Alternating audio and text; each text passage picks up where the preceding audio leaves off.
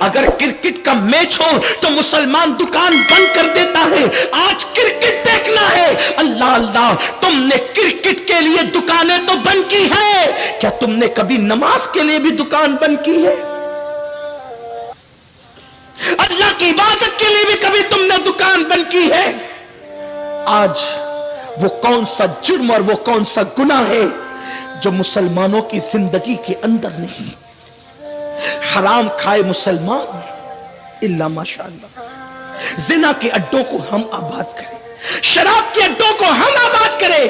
سوچو, طائف کی وادیوں کے پتھر حضور کو اتنی تکلیف نہیں پہنچاتے ہیں جتنے عاشق کہلانے والوں کے گناہ حضور کو تکلیف پہنچاتے ہیں. کیا ہم ہی بچے تھے؟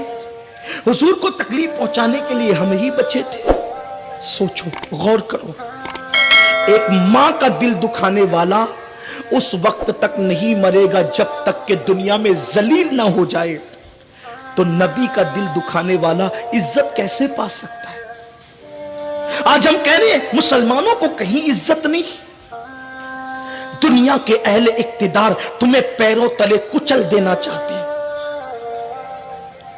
ملک شام کے حالات دیکھیں, یمن کے حالات دیکھیں, بلکہ اپنے ملک میں کشمیر کے حالات دیکھیں.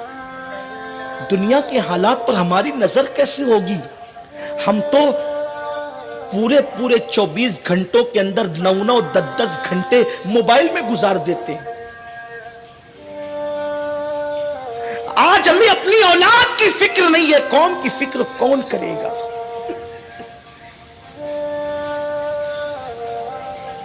وائے ناکامی, متائے کارواں جاتا رہا, کارواں کے دل سے احساس زیاں جاتا رہا.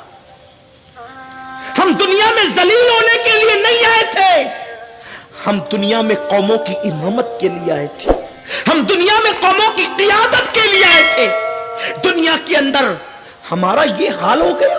کیوں؟ اس لیے کہ تم نے اپنے نبی کی محنتوں کا احساس چھوڑ دیا. حضور علیہ السلام کی محنتوں کا احساس اس قوم کے دل سے نکلتا چلا گیا. ہم بھول گئے. اسی دین کے غلبے کے لیے 3 سال تک شعب ابی طالب کے اندر حضور علیہ السلام کو پورے خاندان کے ساتھ 3 سال تک قید کیا گیا تھا. کیا ہمیں احساس ہے؟ ایک وقت کے بھوکے کو دیکھ کر کے ہمیں احساس ہوتا ہے یار یہ بندہ بھوکا ہے. حضور کا پورا گھر, پورا گھرانہ 3 سال تک کے شعب ابی طالب میں تھا. حضرت جعفر طیار کہتے ہیں کہ حضور کے گھر کے بچوں کا حال یہ تھا کہ کچھ نہیں تھا کھانے کے لیے تو درخت کی سوکھی پتیاں حضور کے گھر کے بچوں کو کھلائی جاتی تھی. بھول گئے. 3 سال تک نبی کے گھر والوں نے کس طریقے سے یہ مشقت اٹھائی تھی. حضور کے گھر کے چھوٹے چھوٹے بچے کو درخت کی پتیاں کھلائی جاتی تھی. کس لیے؟ تاکہ دین ہمارے گھر تک پہنچے. ورنہ مکے والوں کو دین کے اعلان سے پہلے نبی سے اختلاف کیا تھا؟ کوئی اختلاف نہ تھا. وہ تو میرے نبی کو صادق الوعد الامین مانتے تھے. سارا اختلاف اعلان نبوت کے بعد ان کو ہوا تھا. حضور اسی دین کی خاطر 3 سال تک کے شعب ابی طالب کے اندر قید ہے. حضرت جعفر طیار کہتے ہیں بچوں کو تو درخت کی پتیاں کھلاتے تھے اور بڑوں کا حال یہ تھا کہ ہمارے پیروں میں اگر کوئی نرم چیز ٹکرا جاتی تو ہم اس کو اٹھا کے منہ میں ڈال کر چبانے لگتے تھے. کبھی درخت کی چھالیں چبائیے, کبھی درخت